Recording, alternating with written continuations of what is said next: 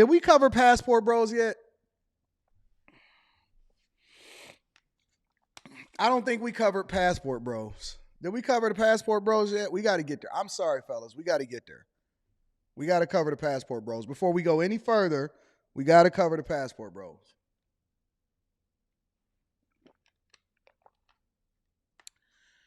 All right.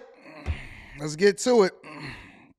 We got to cover the bros. All right. So this is a warning. This is a warning. And this is an ode to my friend last night that said that he met a chick and he flew over there to meet her. Y'all got to be careful. All right. Avoiding dating apps after 8 deaths over in Colombia. Y'all got to be careful. I know everybody is looking for love and everybody just want to fly overseas and they giving money over to these hoes. But you got to be very, very careful, okay? You said you trying to be a passport bro? Okay, Glow Hardy. Well, we got to go and get there. Tonight, an urgent warning for Americans visiting Colombia after a string of deaths in tourist hotspots. The U.S. Embassy in Bogota urging travelers not to use dating apps in the country, writing in a security alert that criminals are using the sites to lure victims, with many U.S. citizens drugged, robbed, and even killed by their Colombian dates. Embassy officials confirming the deaths of at least 8 Americans traveling in Medellin, possibly linked to the apps. I'm out of words to describe. I don't even know how I feel right now. A situation all too familiar for the family of 50-year-old Tu Zhang, an artist and activist from Minnesota who we first reported on last month. He had been traveling in Colombia in December when he called his brother out of the blue asking for money. This time he was like, hey, do you have a couple of thousand? I was like, yeah, no problem. When do you want it? He said, I want it now. I'm in this bit of a situation here. I go, yeah, I can do that. Zhang's family telling our Minneapolis affiliate soon after he stopped responding to their messages, he was found dead. One of the myths I think that's in the community, because we are in this space where we only get to see the people that's around us, right? It's almost like being in the hood. If you see people keep robbing the people that's around you, you think that it's only black people that do it. It's not true. It's not true in any way, shape, or form. This whole passport movement is just now really to catch fire within our community, right? And it's similar to when I go online and I see a black person or a black woman or a black man and they're discussing or they're having complaints about the dating market or whatever, right? And they say, they don't do this in other communities. That only happens amongst us. This don't happen. They don't tear men down. They don't tear women down. They don't do this. They don't complain about their spouses in other communities. Yes, they do.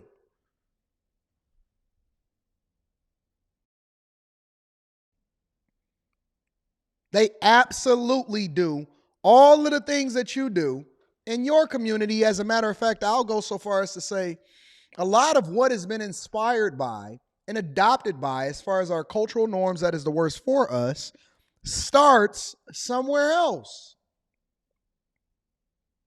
When you think about feminism didn't start in this community. It destroyed all communities, but it just exaggerated itself within this community because we already didn't have enough to even do anything in the first place. So then you leaned on the federal government, and then now that wasn't a black woman's thing. Black women got recruited to be a part of it in order for women as a whole to then become some sort of a minority. That's the truth. So then they got the extra benefits because you joined in on something that wasn't even best for your family. And then the feminist movement really started getting its traction. Similar to men that are complaining about the things that they've been subjected to in family court and modern woman within Western culture. Men going their own way was not started by, nor was these conversations ever held by black men. We just started to identify the fact that we were having similarities. And so you've seen cross collaborations amongst white men, black men, Asian men, Hispanic men. It is a thing amongst everybody, but because your circle or your algorithm only recommends to you things that you're used to or based off of the people that you follow, you're not familiar with the fact that they're having these problems across the board with all cultures. And it's the same thing when it comes to this passport brother movement. Now, I'm not saying that you can't go anywhere you want to go in the world to do whatever it is that you want to do. But I'm also saying that you fooled when you're not familiar with what's going on over in other places, and you need to understand the cultural norms. It's not safe for you. It's just like somebody coming over and moving into the hood. They not familiar. Whenever somebody asks me a question, they say, Anton, would you ever invest in real estate in somewhere outside of your state? Possibly, but more than likely not, because I'm intimately familiar with the market that's happening over here in Metro Detroit. And so that's where I put the majority of my resources. That's where I built my business connections. That's where it is that I know how to look for certain things in certain areas, in certain neighborhoods, in certain cities. I know the richest, I know the poorest, I know where the great schools are, I know everything. So it gives me an advantage over an institutional investor or somebody that's coming from out of town, because I know this city, which makes it easier for me to make money, easier for me to adjust, easy for me to pivot. I can make phone calls. I built up a conglomerate and a network here that makes it much more advantageous for me to do business here. And so when you guys are walking over there and you getting on these applications and you getting on the internet, you don't even know who you talking to. You have no clue of whether you talking to some man that's posing as a woman. And then you fly over there and you take a chance and you risk it all. And then you start to end up like this person, all for a couple dollars. A local prosecutor saying Zhang was kidnapped during a date and killed when he could not make the ransom payment, and that his body was found covered in stab wounds.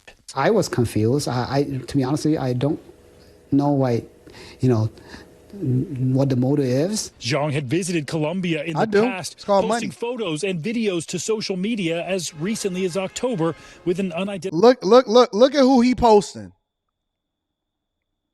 Look at who he posting. Oh my God, she likes me for me. I asked the guy yesterday on After Hours. I said, listen, what do you like about her? Y'all remember that? Some of y'all was on After Hours last night. I said, and I asked him these same questions. I said, what do you like about her? He said, oh my God, she's this, she's that, blah, blah, blah, so on and so forth, right?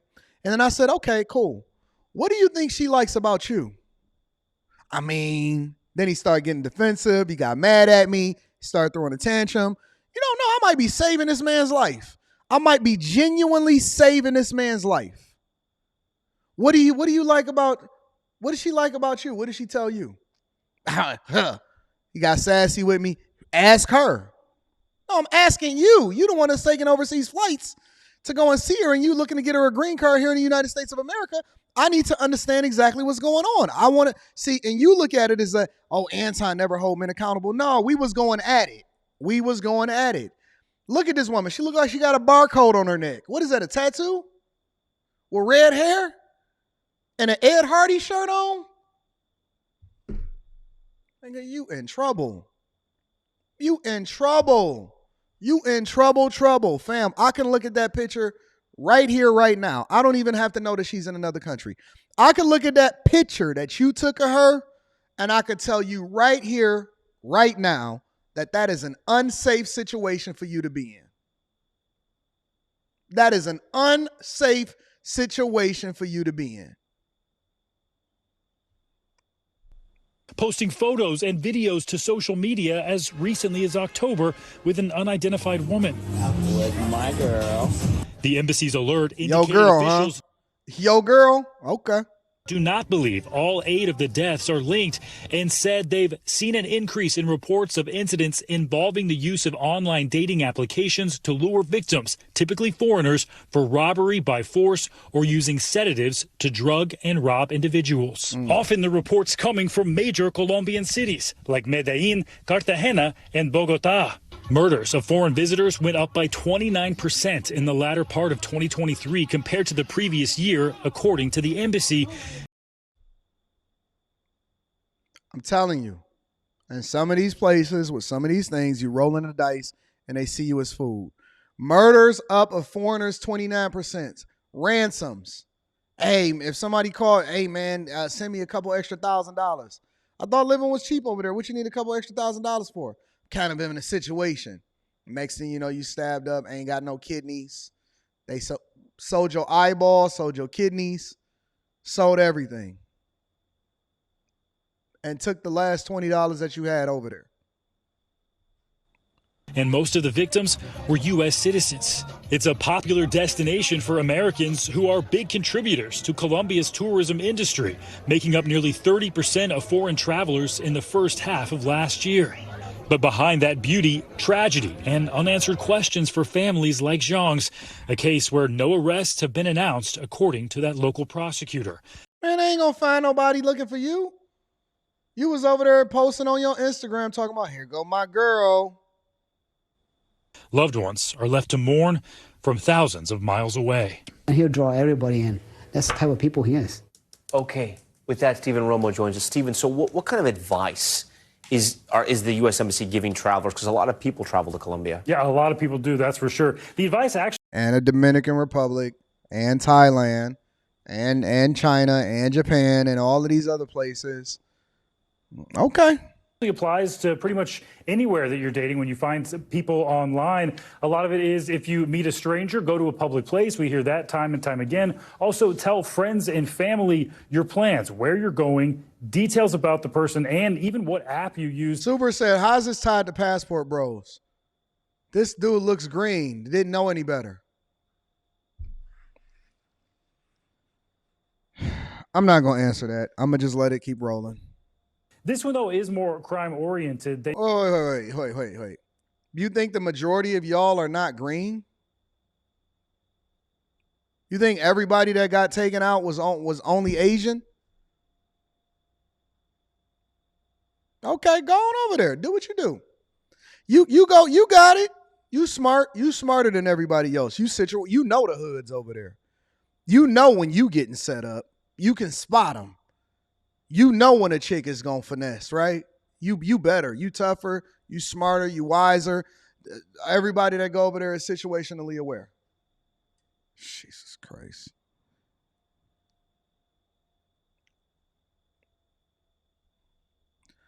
They say don't resist physically if you are being robbed. They say people who do that, they are more likely to be killed.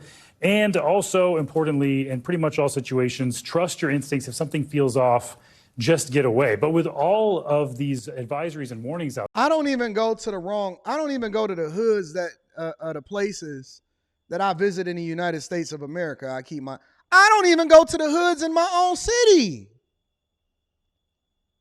I'm situationally aware when I leave out and I got security with me. I still got my head on a swivel.